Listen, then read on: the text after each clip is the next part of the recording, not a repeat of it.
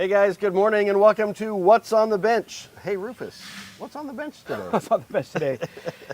We have another flute. Another flute? Yeah, Okay. yeah. We get so many of them, you're going to see a lot of them. Okay. All right, but first Excellent. we're going to revisit the bass clarinet. Oh yeah, the one with the broken tenon? The busted, that's correct. Okay. Right, socket. There's Yes. another one with a broken tenon though. Oh, that's right. There was the socket, not the yeah. tenon. Okay, So, I got you. Right, so here we go. This is not the instrument in question. I'm just showing you this to remind you what a bass clarinet's supposed to look like here, the bottom joint. Right, okay. All right. Yep, And- that's what it looks like. Yes, and here's this is a repair in progress. It's about, I don't know, 2/3 done. Oh, okay. All the heavy lifting's been done. Right. All the machining and the lathe work. So what we did, if you could just imagine this busted up, of course the keywork comes off. Right. This comes off, this band, this ferrule. And then we just cut off the socket flush because it's trashed anyway. Okay. It's gone. But first we measure, just take lots of measurements because once you cut something off, that's it. You've lost the data. That's right. Measure twice, cut once, right? Yes, that's correct. Or measure 3 times. Yeah. That's think 3 times, measure twice, cut once. There you go. All of that. That's right. And so then what's left here, we take this down on the lathe about halfway down to the bore. So this is smaller in diameter from here to here. And here's our candidate piece of blackwood. It was a square last time, if I remember. Right. This hole's undersized. This is being saved for another job, which will come down the pipe. Sure. This is opened up, and this will slip over the tenon we just made, and it's glued on. Okay. And that's where we're at now.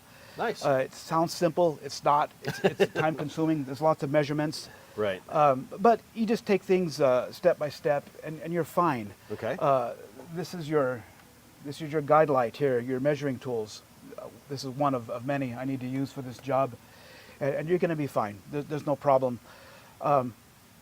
If there's a hiccup, you can correct it. Right. Let's put this Now, away. Will this, yes, will sir. this be cut to fit that ferrule, the ring on Yes, there as good well? question. Okay. Yes, yeah, I need to make the channel for that. Right. It's about 40 thousandths deep. Okay. That's 1 millimeter for you geeks out there. All right, and here's the band actually. Okay. So this will be cut down. Well, here's my diameter. This tells me what to do. Yes, and I want to put a number on this because it's what I do. It's this 50 thousandths. Okay. This will be taken down 50 thousandths, and this width, yes, and that'll slip on. Nice. And And that helps to prevent cracking in the future. Ideally. yes, yes, this is wood. It moves, right? Right. Yeah. And that's probably why they have this little adjustment screw here. Let's see if I can grab this standard screwdriver. And if things get loose, you probably want to tighten this up. The player, we're speaking of the player now. Oh, okay. But no one knows about this, and no one does it. So these get a little loose. Actually, this stays the same. Right. The wood shrinks. The wood shrinks. Okay. Sure. And then they break, and then they come on in and we fix it. Interesting. Right. Yeah, I've not seen adjustable ones like that. That's right. Interesting. Yes. Okay, cool. Let's see what else. Right. Okay. And let me grab the upper joint. Man, that is virtually seamless on there. Fantastic work on there. Yeah. Awesome. Yeah. You might not be able to see the seam here, and the coloration of this new piece of wood is slightly reddish. In person, you'll see it if you're looking for it. Right. Once the keys get on, though, you won't see anything. Yeah. And that's kind of the goal, to make it look like I did nothing, ironically. Here's the upper joint. And the interesting thing is that this fits perfect now, right? Nice. And the reason it fits perfect is because, well, when you're working with raw materials and you're tooling, you have total control over your dimensions. Right. Right. So what was a sloppy fit, and those of you who play clarinet know the joints can rock. This will not rock. Nice. It feels monolithic. Everything's going to seal better. It'll be trouble-free for a lifetime. Let me put this away. This is a buffet. Okay. I didn't realize that was a buffet bass clarinet. You don't see many of those. No, this one goes down to low E flat. So this is probably still an $11,000-$12,000 instrument. Sure. Well worth repairing. Oh, absolutely. Yes, you can see here. This looks a little funny. There's still work to do. This hole needs to be redefined. It's about 5/1000 of an inch too small in diameter. Okay. That's on purpose to give me some leeway. Oh, I'll absolutely. open it up a little later, maybe tonight. Okay. Also, we need to make the pad seat. We need to make this hole look like this. Yes. We have to get in there and make tools. Some of the tools are available. Otherwise, not you're so making. much. So, yeah. Okay. Here we go. So I made this.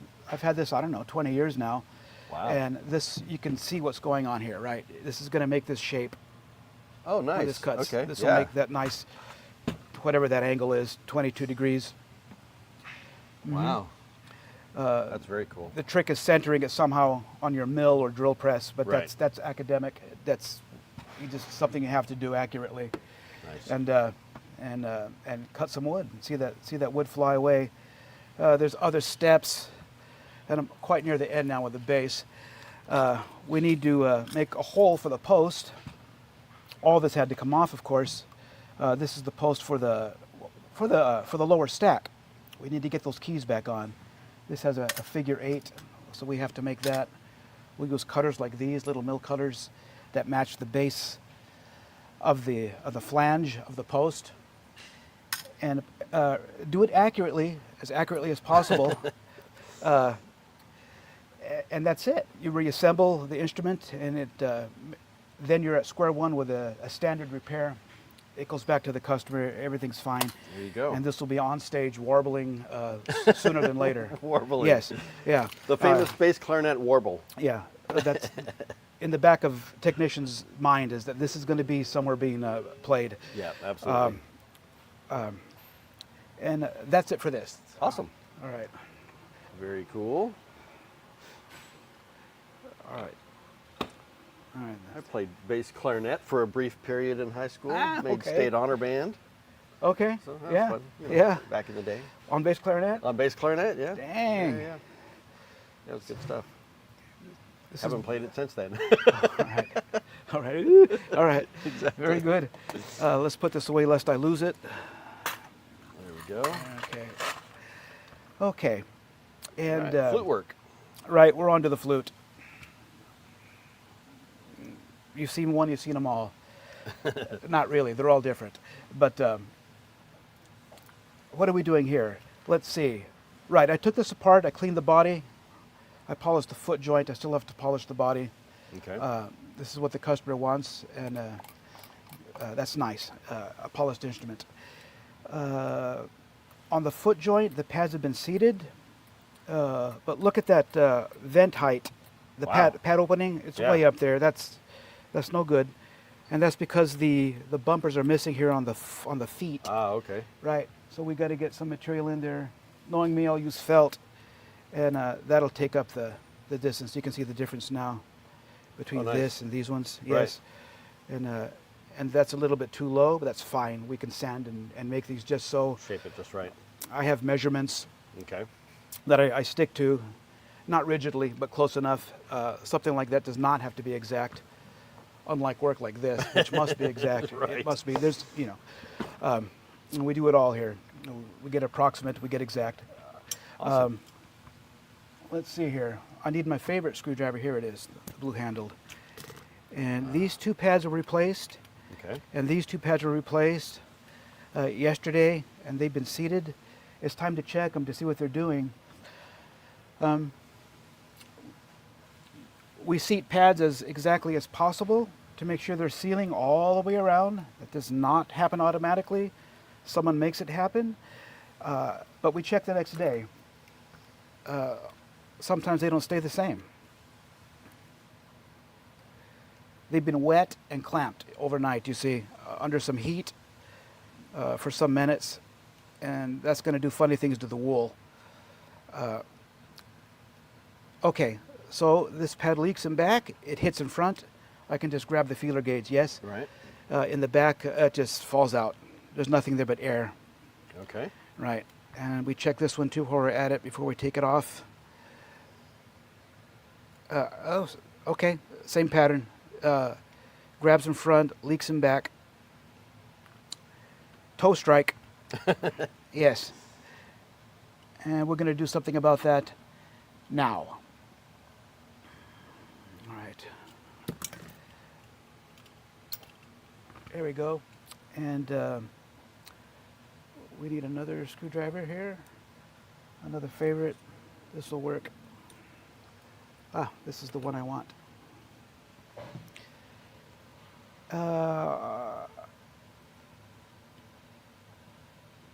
Right, the pads are coming off. Okay. Maybe hard to see. I put a little mark on the back of the pad, and that's to reorient the pad in the exact same position. Okay. Otherwise, you'll be going in circles with your repair, wondering what the heck's going on. That is, if you care, right?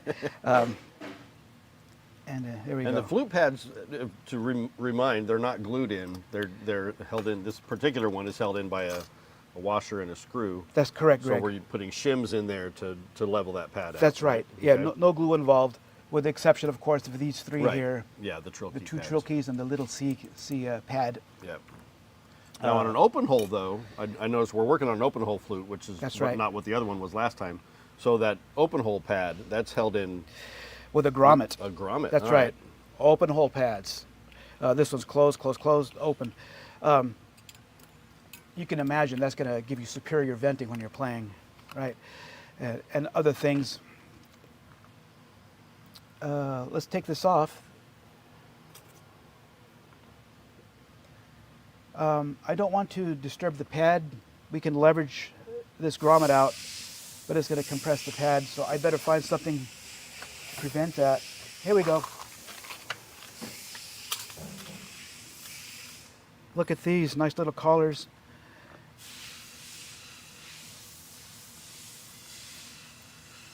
And we're going to find the right one. This is it. It goes over the lip of the cup, right? Interesting. So, Okay. we can leverage off that without disturbing the pad. Yeah, like so. And this might be the wrong size. This might be better. Yes, snapped right in. All right, let's take this out. There we go. Okay. So that's just a press fit. Yes, it's a Okay. press fit. The friction has to be just so. Right. Too tight, you're in trouble. You can't get it out. Maybe destroy the pad in the process. I've done that. It happens. We'll replace the pad. And if it's too loose, then you're risking it falling out on the customer. And that's happened once or twice over the many years I've done this. It's embarrassing. You learn from it, and Hey, it happens. you go on.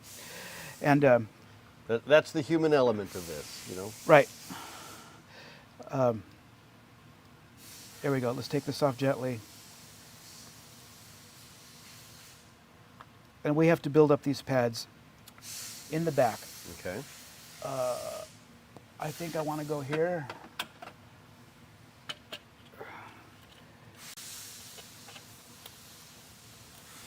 Based on what I felt with that feeler gauge, about 3/1000ths of an inch on both of them.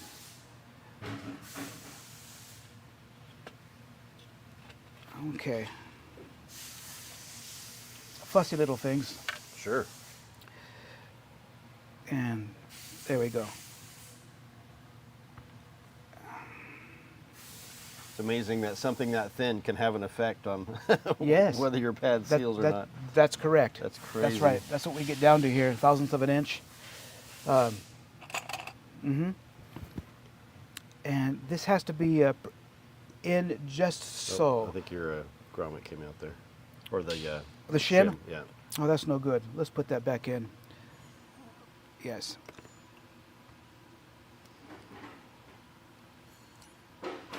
There we go. And let's pop this back on first so it doesn't come out again.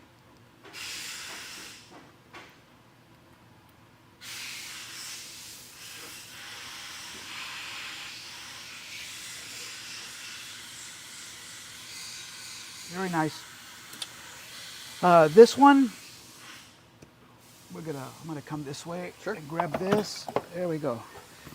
And we're gonna strike this.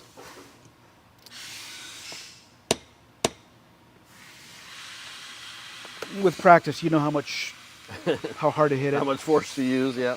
Mostly it's how hard not to hit it. Right. But there we go. Let's put that there.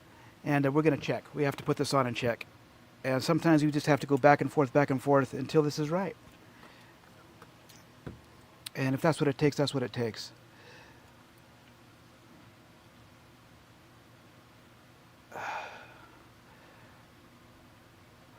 Once this instrument seals all the pads, the instrument will have its voice back. Yeah. It'll be colorful, big. It'll do what you want. You'll be able to play dynamics on it more effectively. Scare the trombone section. Is it possible to scare the trombone section? Yeah, it has a low B. Yeah, this that'll do instrument. Yeah, Right. yeah. This man knows. I've been in band a time or two. All right, good. So my guess was correct. First time. Luck counts too. It doesn't always happen. Usually there's 2 or 3 iterations with shims, putting more in, putting less in, taking some out. So this is hitting and back now very nicely, equally all the way around. I think the hard part about flute repair, one of the hard parts, is one has to discipline themselves, the technician, to use an extremely light touch Yeah. when closing these pads. You can imagine with a Gorilla Grip, everything feels great. Oh, sure. And here's a good case in point. This one was nice, but this one is still wanting. And it's leaking over here on this side of the pad. Interesting. So we're going to correct that. Okay. Let's get something here to do that. Here we go. This will grip around the pad cup. It won't hurt the pad. It won't even touch the pad. And we're going to crank this way. The whole pad cup is moving to the left. Ever so slightly. Mm-hmm. That's right.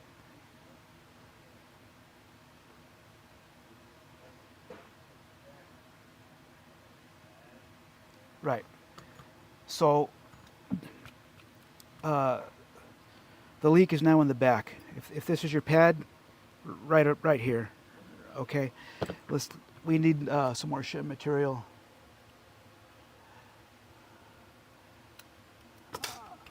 All right. And we just repeat the procedure. I should not have put this away. There we go. That's it. Snaps right on. And the grommet comes off. If one's not careful, we can tear the skin. It's very delicate. There we go. And we do not need another 3/1000 of an inch shim. These are measured by thickness. Probably 2.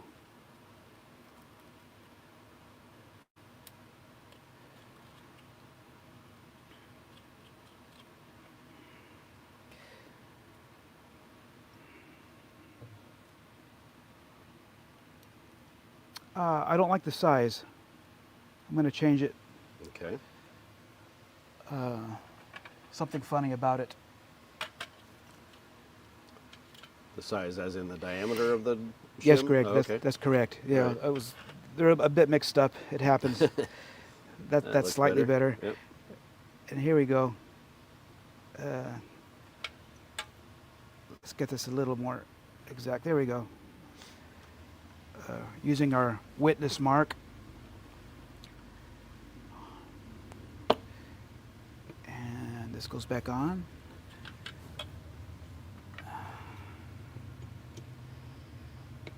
Okay, this grommet is seated. It's not going to come out unless we want it to. Until you Right? need it to again. Yeah, Yeah, exactly. that's right. Because right. All right, let's put this on here. Right.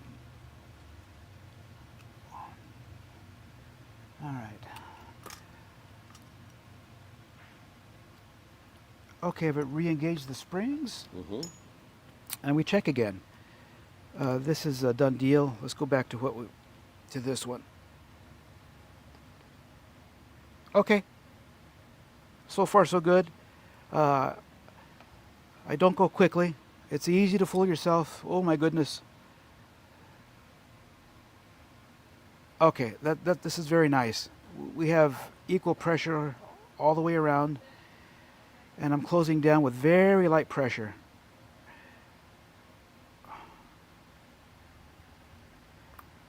And I'm closing from the back of the pad, where the fulcrum is inefficient. That gives me a more refined feel Okay. than closing here from the front. Yeah. And that comes in handy. Nice. All right, that micro procedure is done. There's nothing wrong with those pads now. We can move on to something else. Boy, time flies, doesn't it? Huh? Oh my goodness. It does, yeah. All right.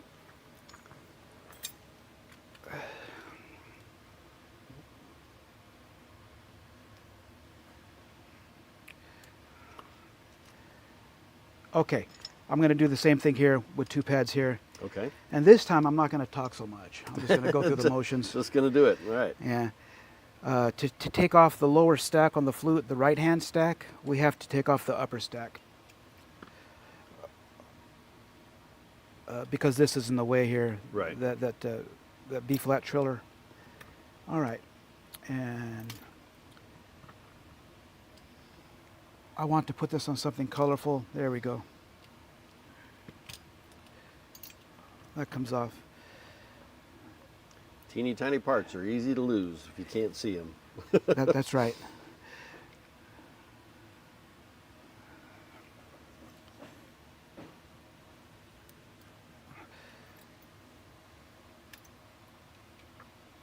Okay.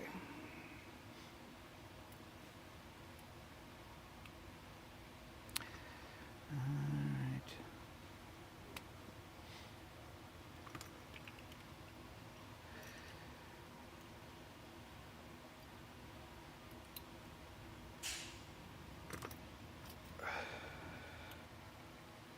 Right. Oh, this has the split E. The split E. Yes. How does the split E work? The 'Cause split E works? I know what it is, but Mhm. I don't know what it actually does. Right, that's a good question. On almost all flutes, well, ones that without the split E, Right. the double G key Mhm. is monolithic. It's one piece. Okay. They're not, but look here, they're split. Okay. I don't know why they don't call it the split G, but there we have it. And what they found is that when you're fingering your high E above the staff, what's that, 1 and 2, open 1 and 2, and your low E flat, that note's hard to speak on flute. Okay. It is, compared to the surrounding notes. Now, Right. one practices that note, they are Sure. practiced articulating, and you can get it out. However, they found that if this is down, which you can't do if it's one piece, right? But this one's split. Right. This will come down. This is not adjusted, so it's not closing it. But this will Right. come down and close that. The E pops right out. Okay. Yeah, very nice. Yeah, so I knew that it was to help with the performance of the E note, but I didn't know the mechanics behind it as to how that actually does Mm-hmm. Right. that. So that's good to know. So now I can explain that on my show. Mhm. That's right. Yes. Next time I show a flute. Also, what you can do, there's a poor boy's version. Uh-huh. You can, with the monolithic key, just the one-piece key. Right. Imagine this off, and you can put a little donut washer inside the tone hole and epoxy it in. Okay. There's still a hole, but the diameter is cut in half about, and that'll have the same effect. Interesting. Mm-hmm. Okay. And it won't have any adverse effect on your A. On the other notes, yeah. Because these are the G pads, but it's really the tone hole for the A. Okay. Right? A's going to come out of there. Interesting. Okay, and that's the split E. Yeah. Well, I think that works for us, Rufus. That's about all the time we've got for today. Fantastic job on the bass clarinet and the flute. Thank you. We'll do this again next week with some other instruments. Right. So thanks for watching. We'll see you next time. Have a good day. Bye-bye.